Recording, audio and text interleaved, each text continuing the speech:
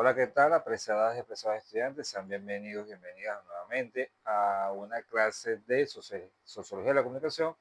esta unidad curricular en la modalidad R1 de nuestra Escuela de Comunicación Social de la Universidad Bicentenaria de Aragua. Por aquí les saluda el profesor César Díaz y vamos a estar hablando del primer tema,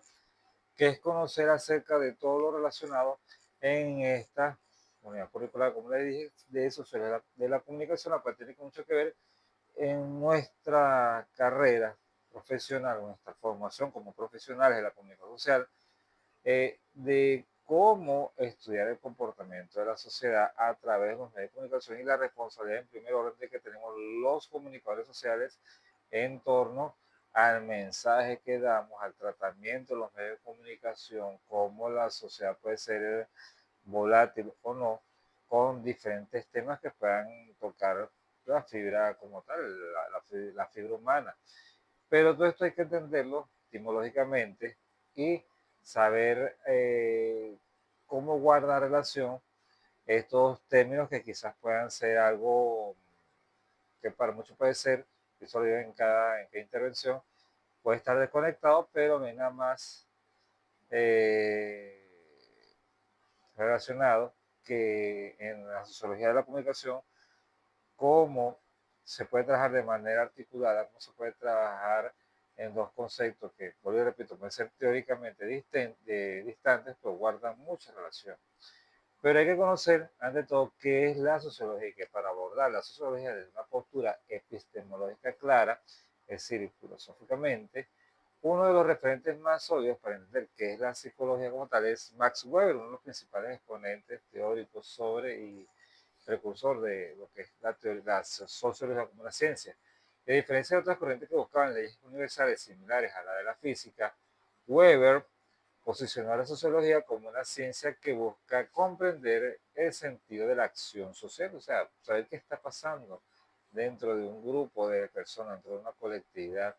dentro de una comunidad como tal. Sobre todo en estos temas que hoy por hoy están muy relevantes, por el tema de la hiperconectividad, de la hiperconexión, del uso abusivo en algunos casos de las redes sociales por parte de las personas. Y es que su postura es fundamental para la psicología comprensiva, donde el investigador no solo observa hechos, sino que interpreta las intenciones y significados subjetivos de los individuos. Es decir, qué está pasando. Nosotros como periodistas comprender qué está pasando en la sociedad,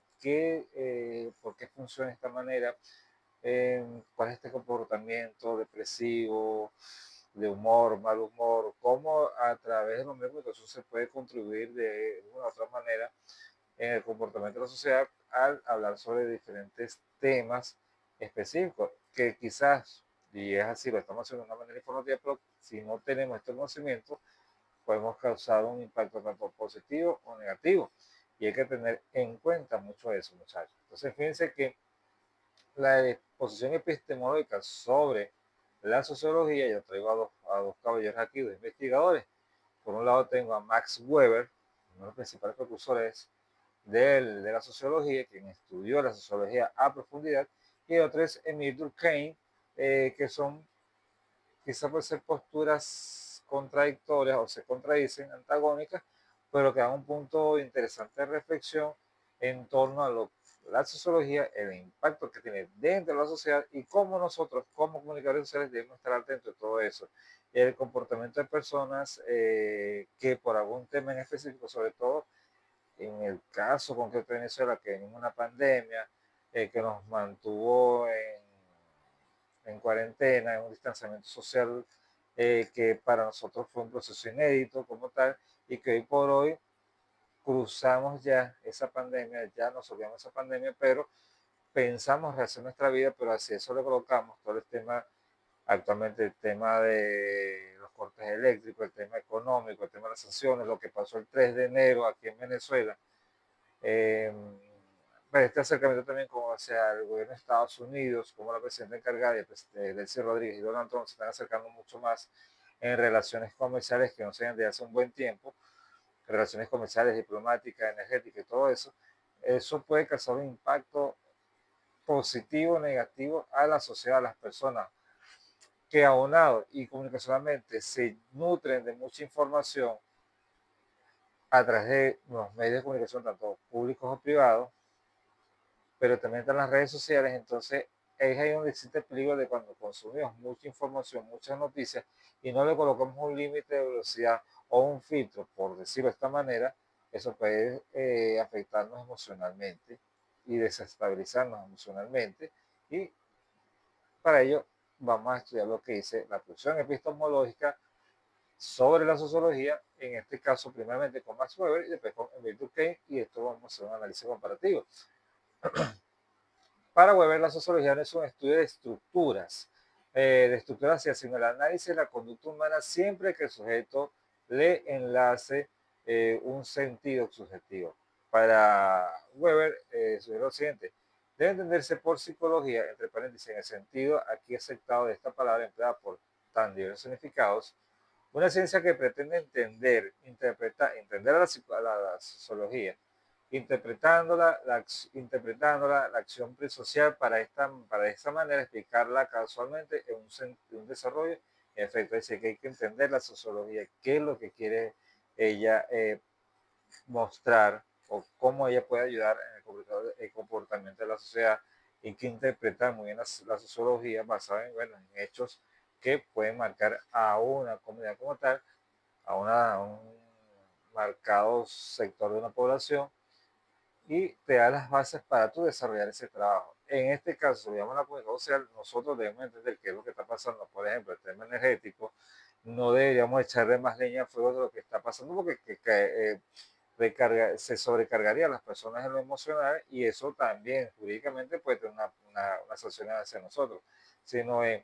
explicar qué es lo que está pasando de una manera muy organizada, muy responsable, detallar qué es lo que sucede como tal, pero más allá de mostrar un problema es qué soluciones pueden plantearse. Es decir, que solamente el periodista no se vea como una persona que critica, que está en contra de algo, ¿no? ¿Qué propuestas hay de sectores? No es que el periodista sea el protagonista como tal, que no lo es el protagonista, y disculpe que salga la cámara, un poquito la cámara por acá, que el protagonista sea el periodista, sea el protagonista de la historia, sino las personas, y uno está para contar esa historia, para relatar, para ser el interlocutor, interpretar lo que está pasando. Entonces a veces periodistas de muy mala manera sobrecargan a las personas con hechos que son muy delicados,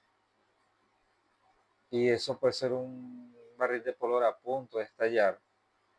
y después las consecuencias son ambientales. Y es como cuando se riega el agua, cuando usted echa agua, riega el agua en el suelo, no lo va a recoger y va a llenar otra vez en balsa.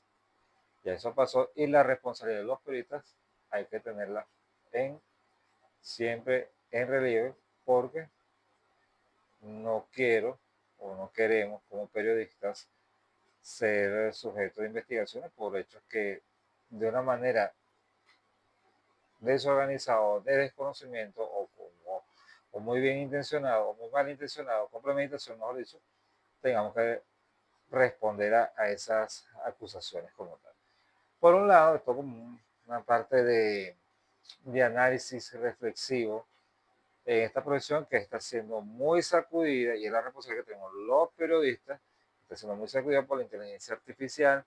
por los creadores de contenido, los influencers, que no saben diferenciar, algunos, no todos, afortunadamente, de las responsabilidades y competencias y limitaciones de lo que es el ejercicio de la comunicación, porque cuando usa las redes sociales no hay ningún filtro en reparar daños o en decir algunos temas ahí. Cuidado con esto, no se puede tocar de esta manera. El respeto a las personas, a los dolientes, a las víctimas, a las personas involucradas en el hecho, hay que tener cierto margen de respeto o mucho respeto para evitar inconvenientes. La postura epistemológica es de corte positivista, y esto es para Emile Durkheim. Durkheim argumenta que la sociedad debe ser una ciencia rigurosa que estudia la sociedad de forma objetiva, alejándola de las interpretaciones subjetivas o psicológicas. Para él, es decir, para Durkheim, la sociedad es una realidad sui generis, única en su género o distinta y especial, que ejerce presión sobre el individuo. Abro comillas citando Durkheim. Y es que la sociología, según este autor, es pues la ciencia de las instituciones, de su génesis y de su funcionamiento. Los hechos sociales es toda manera ser fija o no, susceptible de ejercer sobre el individuo una coacción exterior, o también que es general dentro de la extensión de la sociedad, dada a la vez que tiene existencia propia, independiente de sus manifestaciones individuales. En síntesis, para Weber, y este análisis comparativo que quiero hacer breve, para Weber se da más a la subjetividad, a lo interior de la persona, por qué las personas desarrollan de esta manera o se comportan de esta manera, buscar qué causas subjetivamente, cualitativamente, qué es lo que está pasando. Y es ahí la gran diferencia que tiene con Durkheim, que solamente lo estudia de un corte positivista, es decir, el investigador no se involucra en de lleno con las personas, en el caso de la sociología, y guarda cierta distancia. Esto pasa mucho con los paradigmas, con los métodos de investigación positivista, que el investigador no se involucra dentro del campo de propiamente la investigación o del objeto de estudio o el sujeto de estudio. Esta es la gran diferencia que tiene, por ejemplo, y no quiero salirme del tema, pero si quiero unirlo, lo que es el paradigma positivista con el paradigma postpositivista o sociocrítico, donde el investigador, que aquí viene Max Weber, se involucra un poco más, conocer esa realidad, acercarse, ver, palpar, oler, tocar,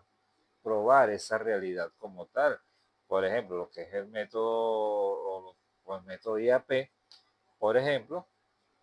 que se involucra con las personas, o la investigación acción, el IA, de Carl Lewis, por ejemplo,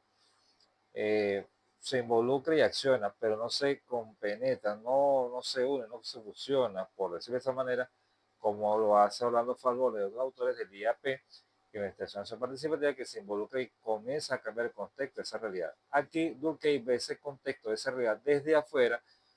para poder reaccionar y ver y saber qué es lo que está pasando. Y Weber se va más allá a esas estructuras que están,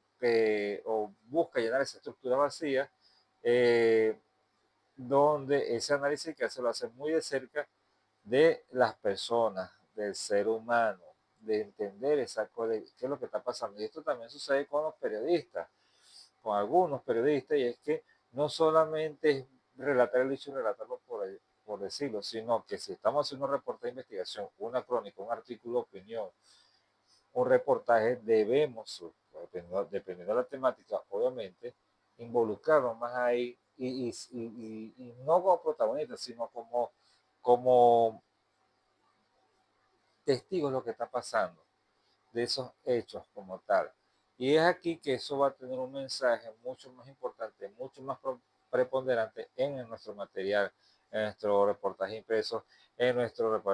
reportaje televisivo, en nuestro reportaje radial, en nuestro trabajo en redes sociales. Eso es la importancia, donde el periodista ve a la sociedad no solamente como objeto para sacar de información, sino que ver, interactuar con ellos y conocer mucho más allá de la realidad de ese periodismo de investigación que necesitamos. Pero para hacer ese periodismo de investigación, más allá de tener las habilidades y competencias, las responsabilidades, el conocimiento dentro del aula de clase, hay que entender un poquito cómo vamos a abordar todo eso. Por ejemplo, no podemos,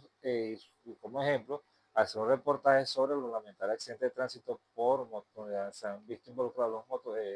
personas en moto o llamados motorizados,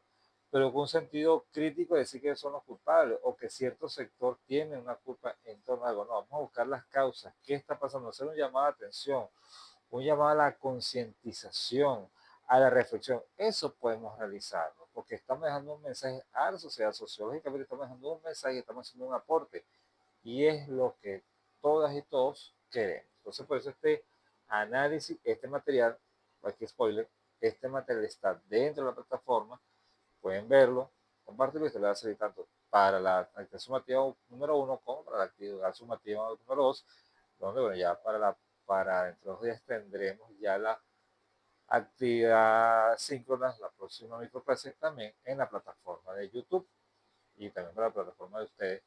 donde va a estar el enlace de dicha actividad. Vemos a lo que dice Margot, o sea que el mouse está un poquito sensible. ¿Cómo se relaciona la sociología y la comunicación social? La relación entre la sociología y la comunicación social es intrínseca. No existe sociedad sin comunicación, ni comunicación sin un contexto social. Es decir, no somos autómatas, no somos robots hechos por inteligencia artificial. Más allá de que coexistimos con la inteligencia artificial, aunque yo diré que la inteligencia, y la inteligencia artificial coexiste con nosotros, necesitamos de comunicarnos, no somos seres autómatas, no somos alienados comunicacionalmente y seguimos una misma línea, no. Debemos tener que tener presente que esa sociedad no existe sin comunicación y ni comunicación sin un contexto social. Todo guarda la relación social, la comunicación y el contexto social. Y es que mientras la sociología estudia la estructura y la dinámica de los grupos humanos, la comunicación social analiza los procesos de intercambio de mensajes que permiten que esa estructura exista. Entonces, son dos ramas que están ligadas, o dos ciencias, dos conceptos que están íntimamente ligados y que nos permiten estudiar el comportamiento de la sociedad, pero también los canales utilizados para ese intercambio de mensajes. Entonces, es un proceso que se da dual y es muy interesante analizarlo como tal. Para ello tenemos que dar relaciones entre estos conceptos según un especialista en el área como Anthony Giddens. Giddens sostiene que la comunicación social, particularmente a través de los medios de masa, los medios masivos, no es solo un canal de información, sino una herramienta que redefine el tiempo, el espacio y la propia identidad social. En su visión, los medios son mecanismos de desanclaje que permiten que las relaciones sociales se desprendan de sus contextos sociales, es decir, va más allá de lo que podemos leer hoy una información y ya mañana domingo lo debatimos en familia, lo compartimos en familia, con los amigos, con el vecino, con un desconocido en el transporte público, con un familiar que está en Australia, tenemos una llamada por WhatsApp, con el vecino que tiene 3 días que no veías y se está hablando por videollamada. Es decir, los medios de comunicación, a través de la información que se maneja, que se procesa, nos lleva a nosotros un proceso de interacción virtual o presencial de un hecho y pues, permite comprender e intercambiar ideas, opiniones, valores a favor o en contra, opiniones a favor o en contra de un tema. Y eso forma parte de los canales de comunicación de ese proceso de acción comunicativa, como lo diría eh, a Jürgen Habermas en el año 1981, donde hay tres tipos, tres elementos, que lo voy a colocar aquí, no quiero, no quiero improvisar con esto. La tradición comunicativa donde, o la visión que tiene la persona que conoce el tema, la que supone debería saber la sociedad y la que, según el criterio de otra persona, no lo maneja completamente. Entonces, los medios de comunicación no, social, sobre todo los medios masivos, nos permiten ese tipo de interacción. En el caso de las redes sociales es mucho más evidente aún por la accesibilidad de los medios de las redes sociales, donde los medios de comunicación social también están presentes y el contenido informativo es compartido de manera muy rápida, una interacción muy rápida y quizás podemos interactuar con personas que no conocemos, dejar un comentario, algún post y todo eso, pero nos permite entender la opinión, la posición de ciertas personas sobre un tema como tal. Giddens también dice lo siguiente: los medios de comunicación de masa no son meramente espejos de lo que sucede en la sociedad, son componentes integrales de las instituciones de la modernidad. Los medios de comunicación de masa son la forma básica de acceso al conocimiento del que depende gran parte de la vida social. Entonces, es ahí donde nosotros no podemos utilizar nuestras redes sociales como un medio de comunicación de una manera absurda, de una manera peyorativa, prosaica, vulgar, soez, sino en el caso de los comunicadores sociales, sino de generar conocimiento, de generar empatía, de que todas las personas se vean interesadas en lo que nosotros estamos desarrollando. Y es por ello que ese mecanismo, los medios de comunicación, es allá para enterarnos y conectarnos de todo, pero también puede ser para desconectarnos de todo por el hecho informativo que se esté pasando si lo tratamos de un tema muy amarillista. Hay que tener cuidado con eso. Ya para ir finalizando, tenemos puntos claves de esta relación. Hay tres, que es la construcción de la realidad social, la socialización y el poder y control. Les explico uno a uno, paso a paso. Número uno, construcción de la realidad. La comunicación social provee el material, noticias, símbolos, discursos, por el que los individuos construyen su visión social del mundo social. Repito, la comunicación social provee el material a nosotros, las personas, de aquellas noticias, símbolos y discursos con el que los individuos construyen su visión del mundo social. La socialización, la comunicación es el vehículo principal de la socialización. A través de ella se transmiten las normas, valores y roles que la sociología estudia. El poder y el control, la sociología analiza cómo los medios de comunicación pueden ser instrumentos de hegemonía o de cambio social, influyendo en la opinión pública y en la estructura política. Eso se ha visto en Venezuela y se ha visto en todos lados. ¿Por qué? Porque es un poder, en el caso de la sociología, estudia cuáles son los elementos distractores, cuáles son los elementos hegemónicos, comunicacionalmente hablando, de los medios de comunicación hacia las personas. Y eso no ha cambiado. Si vemos El Mago de la Cara de Vidrio, un libro de los años 60, con participación, no, es un documental de los años 80, pero donde Renio Tolina decía cómo era el papel de los medios de comunicación, uno se entera que lo que decía René en los años 60 está actualmente hoy por hoy. Yo voy a buscar ese video en YouTube y se lo voy a colocar a usted porque debe estar en YouTube. Sobre René Tolina, un personaje, el número uno, nadie, un ícono de la televisión, de la radiodifusión venezolana, que nadie no ha salido y no ha nacido nadie que se compare a él, donde él educaba y formaba a las personas, pero que también, a través de su famoso programa, el show de Reni, Reni Presenta, tenía varios programas, pero que también ayudó a construir ese monstruo y eh, ese monstruo terminó por llevárselo de este plano terrenal cuando estuvo inmerso, o inició su carrera con aspiraciones presidenciales y que murió de una manera muy trágica como tal, y donde su muerte sigue siendo un misterio. Digo lo de René porque René basaba en estos